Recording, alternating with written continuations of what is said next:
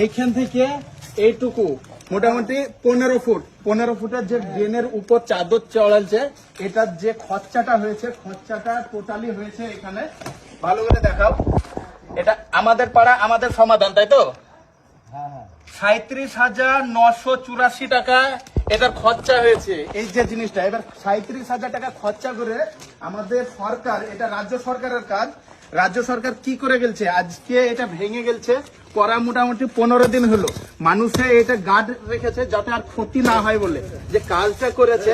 আর যদি ডাইরেক্ট কেউ প্রতিবাদ করতে যাচ্ছে তাকে ধরে মারা হচ্ছে, তাকে তার গ্রামে ধরে মারা হচ্ছে। তো সেরকম মানুষকে তো ডাইরেক্ট বলার দরকার নাই। এটা আমাদের সরকার দেখুক, আমাদের সরকার কি করছে আমাদের সঙ্গে।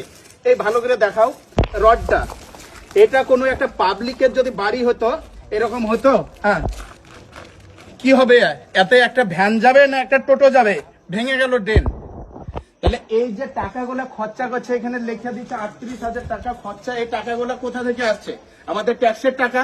আর এই সব কথাগুলো বলাতে কিছু যেগুলো আছে দালাল, সেই দালালের কিন্তু একদম এই মাইন্ডে লেগে যাবে। তো দালালরা এসে কমেন্ট করবে, সেই দালাল থেকে বলছি এগুলা সব দেখো, এই সবগুলা টাকা কাদের দিচ্ছে? আমাদের টাকা, আমাদের ট্যাক্সের টাকাতে এই সবগুলা করছে। আর এরকম দুর্নীতি